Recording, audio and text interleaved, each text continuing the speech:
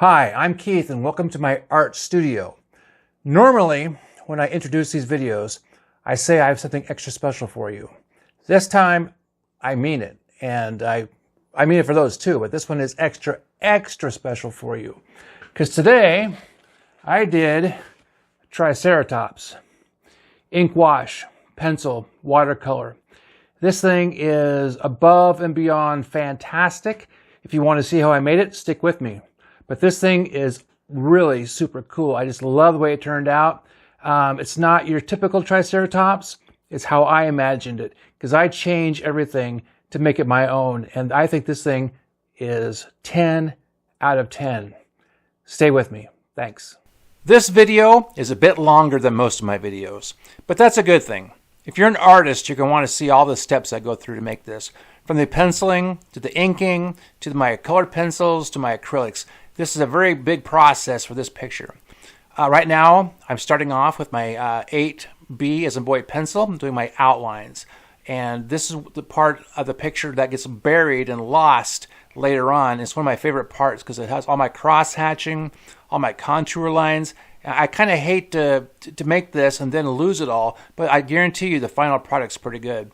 Now, since this video is kind of longer, I would suggest that you get a TV dinner, some A&W root beer, and sit in front of your big screen TV set on your couch and watch this. That's what I do. I love A&W. I love watching these videos. I've made lots and lots, over 300, and I would like for you to subscribe if you like what you see here. So right now I'm putting in my contour lines, and this is very comic booky in the way I draw this. I'm a kind of a student of comic books, even though I think I own more than 3 of them, but I'm used to seeing them, and I know how the art works. That's kind of funny. But I'm putting in these contour lines in cross-hatching, and they do that a lot in comic book work. So later on, as you go along, I will add ink, I will add color and colored pencils. But in the meantime, we are going to talk about the Triceratops.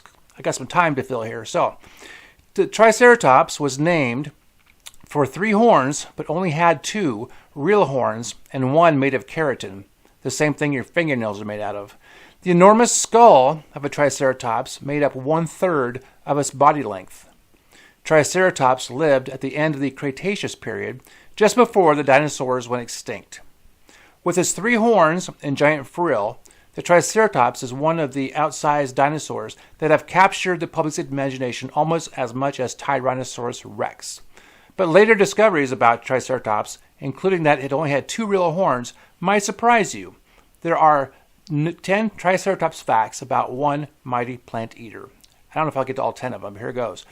Triceratops is Greek for 3-horned face, but this dinosaur actually had 2 genuine horns. The third made shorter one. The horn on the end of its nose was made of keratin. It wouldn't have been much use in a tussle with a hungry raptor.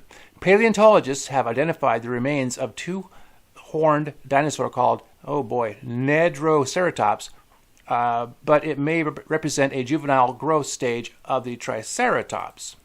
Right now, on your screen, if you're still watching this, I hope you are, I'm doing my first colored pencil. With this picture, I chose to use orange and green. I've done that in a few previous pictures, and I think they look really good when I kind of blend them together. Normally, if you follow my page, I do a lot of acrylic painting, but I kind of got into colored pencils a few weeks ago. I've been an artist for 45 years, but never really got into colored pencils much because I thought it was kind of a kid thing. But I was in the art store, and I thought, well, you know what? I've been doing so much acrylic painting, I want to try something different. So I bought myself a couple sets of Prismacolor and some other brand, and brought them home to see how it would look. And I was very, very, very happy with the way it looks. And the reason why is because when I do acrylic paintings, the paintings end up being super, super colorful because I tend to use the color right out of the tube, which is something I need to fix. I need to mute them down a little bit. But these colored pencils come out this way muted already. They're not super colorful, and they look really good. The fact they don't jump off the page, which in a way sounds bad, but if you see some of my other paintings, I kind of wanted the color to be in the background, just not be so prominent. So here I use the orange and the green, and I'm just kind of doing some shading here. because I wanted my Triceratops to be colorful. Now, as we know, we don't know what color these things were, and we don't know a lot about what they actually look like. So since I am the kind of guy who takes images and I make them my own, this Triceratops probably looks nothing like what you think a Triceratops is supposed to look like. I did use a reference image for my drawing, but other than that, this thing is all me as far as the colors, and I add lots and lots and lots of details to this picture that you're probably not expecting, which makes it fun. That's the reason why I do art. I do it because I want to have fun with it. I'm not the kind of guy who's going to do a still life of fruit, grapes, and a boot and whatnot. And, you know, that's great if you're in school trying to learn how to draw, but what I do, in order for this to be fun for me, I have to do this kind of stuff. My page is basically a lot of monsters and dinosaurs. And I would love it if you followed me and subscribed and went back through my playlist, because I have gads of these things all over the place. And each one is different than the other, and they're all fun, fun, fun. And I was really impressed with the colored pencils, because I was able to shade with those in a different way than I do with my paints. And it was awesome, because I could. It's almost like, it's hard to describe. It's a different animal. I was able to do things I otherwise wouldn't be able to do. Now, right now, I'm using white paint.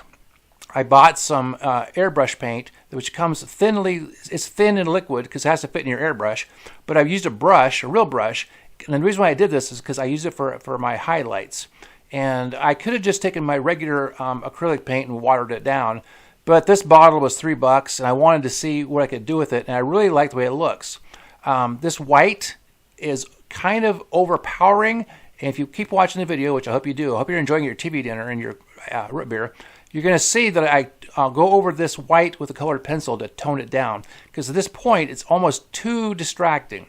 You see right there? I'm going over those whites with the colored pencil to kind of tone them back down. I wanted highlights, but not so bright that we're going to stand off the page. Not yet. I'll get to that point later on in the painting. So I'm working the colored pencils, having a good time here. And let's see if I can find some more Triceratops facts. Part of what makes a Triceratops so recognizable is its enormous skull, which, with its backward-pointing frill, could easily attain the length of over 7 feet, a mind-blowing Triceratops fact. The skulls of other ceratopsians, such as blah, blah, blah, but I'm not going to say those, were even bigger and more elaborate, probably the result of sexual selection, as males with bigger heads were more attractive to females during mating season and passed down this trait to their offspring. The biggest skull of all horn-frilled dinosaurs belonged to the elusively named Triceratops. As dinosaur fans know, Triceratops and Tyrannosaurus rex occupied the same ecosystem. The marshes and forests of western North America about 65 million years ago, just before the KT extinction that wiped out the dinosaurs. It's reasonable to assume that T-Rex occasionally preyed on Triceratops, though only Hollywood special effect wizards know how it managed to evade this plant eater's sharp horns. One of the lesser-known Triceratops facts is that they had bird-like beaks and could clip off hundreds of pounds of tough vegetation, including kyads, ginkgos, and conifers, every day. They also had batteries of shearing teeth embedded in their jaws, a few hundred of which were in use at any given time. As one set of teeth were worn down from constant chewing, they would be replaced by the adjacent battery, a process that continued throughout the dinosaur's lifetime. Right now, I am back to the picture. I put my eyes in. I use colored pencil for that eye. It's a technique I use to make jewels like rubies.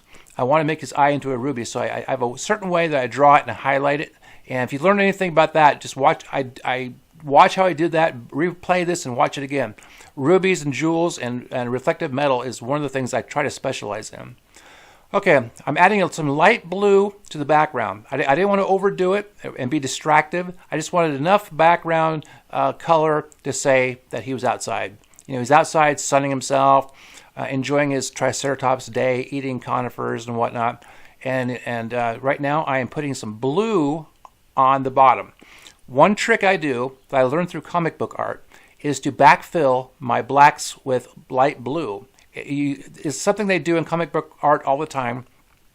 It gives more shape to your object because you're not just using gray tones. The blues look amazing.